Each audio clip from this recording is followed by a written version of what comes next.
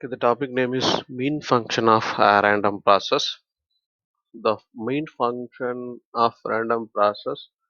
Uh, so we have the example. First of all, the mean function of random process denoted as x of t. Um so just to consider say temperature in a certain city. Just a minute.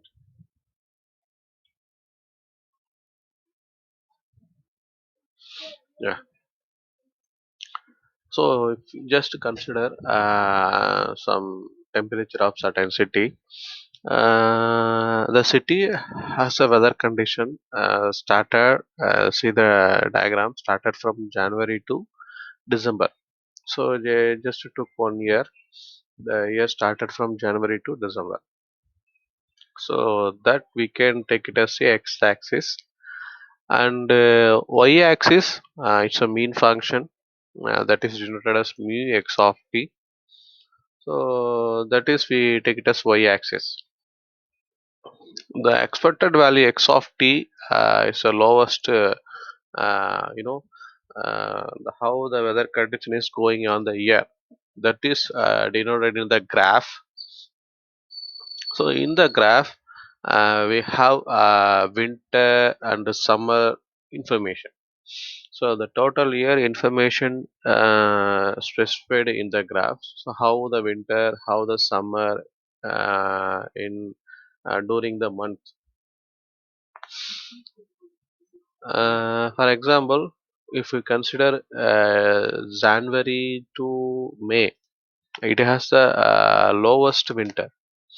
But in July, August, September period, it has the highest high in summer. So this is a main function of some certain city. So if the mean function mu x of t for the temperature in the certain city that is noted like that. So we have to mean function is a single value. That means that's given only information about one single random process. It won't give more than one random process.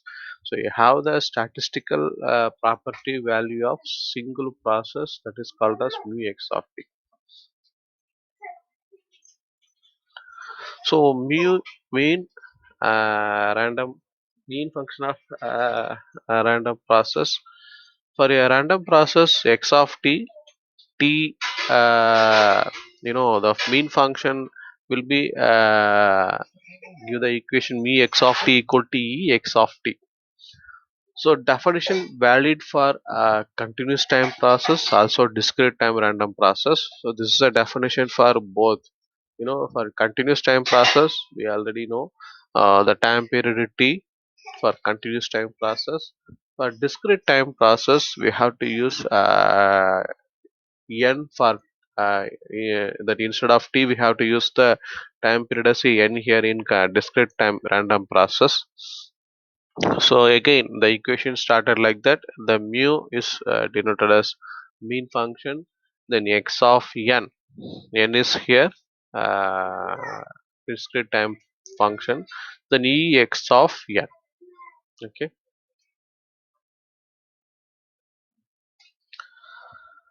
Okay. Then next correlation function. So correlation function.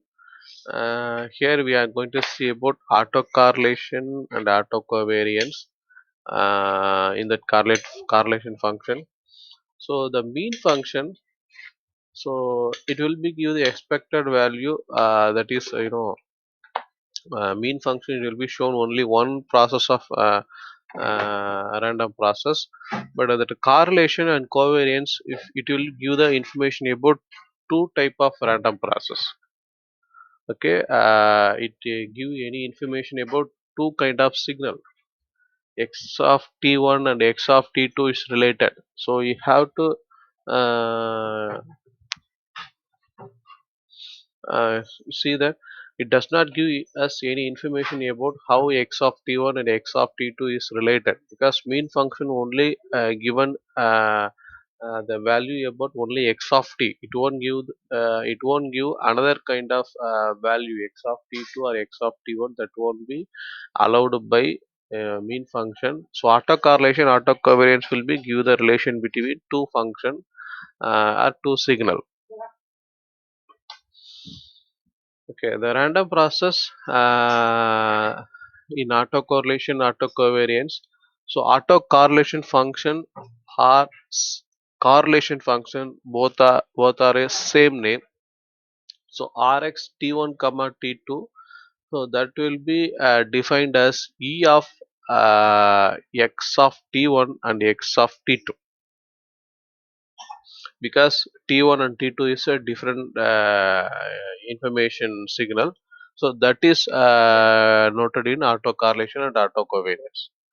So similarly, the autocovariance function or covariant function. So autocovariant function are simply covariance function. Both are the same.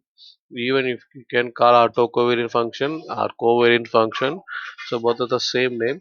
So that is Cx T1 comma T2. So covariance of x of T1 and x of T2.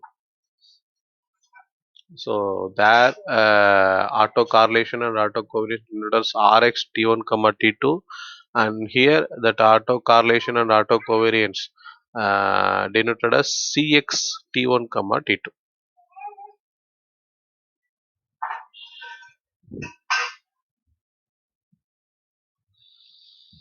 Okay. Covariant functions.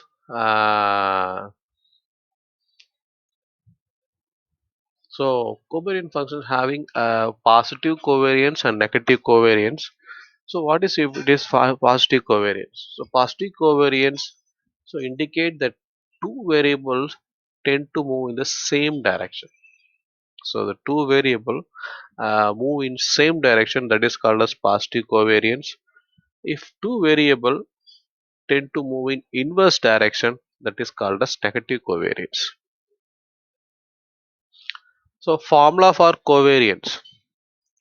The formula of covariance is similar to calculate the average value in a data set.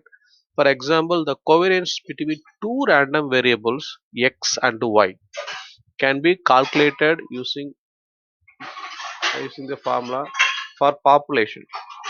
For population, if you want to calculate, then you have to go for a covariance function. So it will be give the covariance of two random variables, only x and y.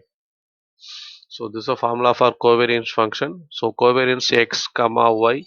So summation of x1 minus x bar yj minus y bar divided by n.